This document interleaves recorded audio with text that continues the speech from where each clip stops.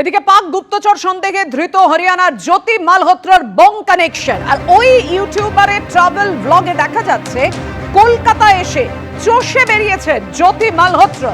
এমনকি বেশ কিছু জেলাতেও গেছেন ট্রাভেল ব্লগিং এর নামে তোলা শিয়ালদা, হাওড়া, দমদমের মতো ব্যস্ত স্টেশনের একাধিক ছবি আপনাদের সামনে রেখেছি। দেখতে পাচ্ছেন ট্রাভেল ব্লগের বেশ কিছু অংশ, বেশ কিছু ভিডিওর ছবি রেখেছি আপনাদের সামনে। মানে দেশের জন্য প্রাণ দিচ্ছেন একজন, আর আরেকজনকে দেখা যাচ্ছে দেশের বিরুদ্ধে তারা এইভাবে তথ্য সরবরাহ করে যাচ্ছেন। তো ভয়ঙ্কর যে ভিডিও ব্লগে যেগুলো সমস্ত উঠে এসেছে, যে তথ্য। আবির, দেখো, এখনো পর্যন্ত যেটা দেখা যাচ্ছে যে তার যে একাধিক ট্রাভেল ভিডিও বা ট্রাভেল ব্লগ করা হয়েছে, সেই ব্লগে কিন্তু দেখা যাচ্ছে যে বেশ কয়েকবার সে কলকাতায় এসছে, এমনকি উত্তরবঙ্গেও সে গিয়েছিল। ভুটানে যাওয়ার সময় করোনেশন ব্রিজ, সেখান থেকে সে ছবি তোলে। পার্ক সার্কাসে এসে রেস্তোরাঁয় সে যায়, এমনকি ব্যারাকপুরেও সে গিয়েছিল।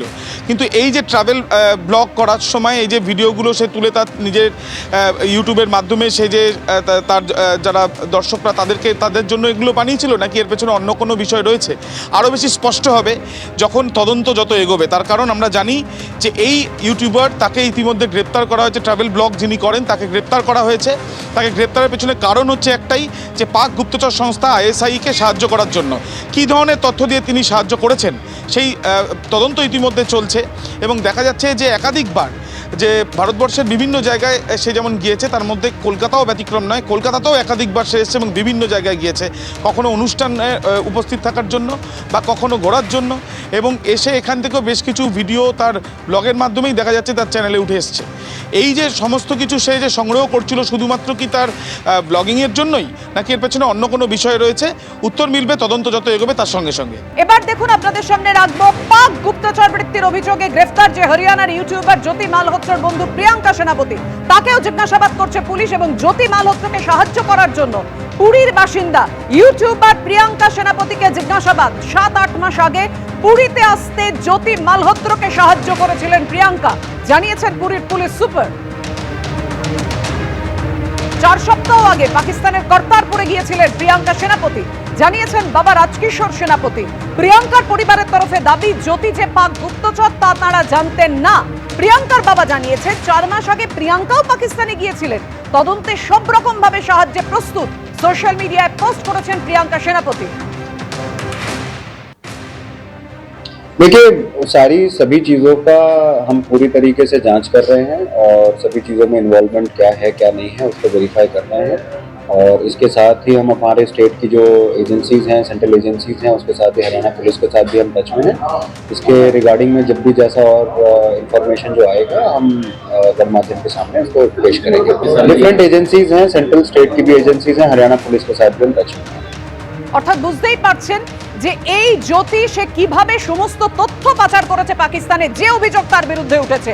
পাক গুপ্তচর সন্দেহে যাকে গ্রেফতার করা হয়েছে, আর তার ইউটিউবারের ট্রাভেল ব্লগে দেখা যাচ্ছে কলকাতা এসে রীতিমতো চষে বেরিয়েছে এই জ্যোতি। বিভিন্ন খাবার দেখানো থেকে শুরু করে হাওড়া স্টেশন, শিয়ালদা স্টেশন, দমদমের মতো ব্যস্ত স্টেশনের একাধিক ছবি রয়েছে তার এই ব্লগে। কিভাবে ভারতের, কলকাতার, বাংলার বিভিন্ন ছবি সে ব্লগ করে পাকিস্তানের কাছে পৌঁছে দিত, যা রীতিমতো আতঙ্কের। আবির, দেখো, একেবারে রীতিমতো আতঙ্কের তো বটেই। তার কারণ যাকে গ্রেপ্তার করা হচ্ছে তিনি ট্রাভেল ব্লগার, এবং তার কাছে একাধিক জায়গার ছবি এবং বিভিন্ন সিকিউরিটি জোনেরও ছবি রয়েছে। তার কারণ তুমি জানো যে কলকাতা বিমানবন্দর অত্যন্ত গুরুত্বপূর্ণ একটি জায়গা। কলকাতা সহ কলকাতা সংলগ্ন বেশ কিছু স্টেশন, সেই স্টেশনগুলোতে প্রচুর মানুষের আনাগোনা। সেই জায়গার ছবি ব্লগিংয়ের মাধ্যমে তিনি রাখছেন সামনে। আদতে শুধু কি ব্লগিং না, এর পেছনে অন্য কোনো তার কোনো রকম ব্যাপার রয়েছে, সেই বিষয়গুলো তদন্তে অবশ্যই উঠে আসবে। কিন্তু ছবিতে দেখা যাচ্ছে যে একাধিক স্টেশনে ঠিক নির্দিষ্ট সময় কত মানুষ দাঁড়িয়ে রয়েছেন, কোথা দিয়ে এন্ট্রি পয়েন্ট, কোথায় এক্সিট পয়েন্ট, সেই সব ছবিগুলো তার ভিডিওর মাধ্যমে দেখা যাচ্ছে।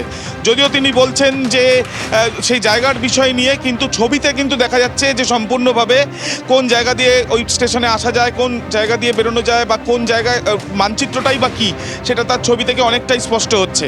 শুধুমাত্র শিয়ালদা বা হাওড়া স্টেশন নয়, বর্ধমান স্টেশন, আসানসোল, দুর্গাপুর, এমনকি গেদে স্টেশন, যে গেদে স্টেশন একেবারে সীমান্তবর্তী অঞ্চলে প্রথম স্টেশন আমাদের ভারতবর্ষের। তার কারণ গেদে স্টেশনের পাশে পরেই রয়েছে মৈত্রী এক্সপ্রেস, যেই স্টেশনের ওপর দিয়ে আসতো, অর্থাৎ বাংলাদেশ ভারতবর্ষের সীমান্তের সেখানে।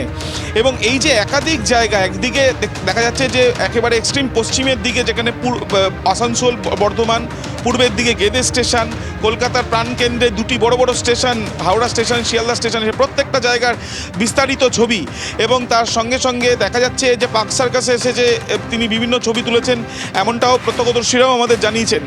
এই যে বিভিন্ন ছবিগুলো তোলা হয়েছে বা তার সঙ্গে সঙ্গে সংগ্রহ করা, শুধু কি ট্রাভেল ব্লগ করার জন্য নয়, নাকি অন্য কোনো বিষয় রয়েছে? তার কারণ এখনও পর্যন্ত হরিয়ানা পুলিশ যে কারণে এই ট্রাভেল ব্লগারকে গ্রেপ্তার করেছে, তার কারণ একটাই, সে পাকিস্তানে শুধু গিয়েছে না, পাকিস্তানে তথ্য পাচার করেছে।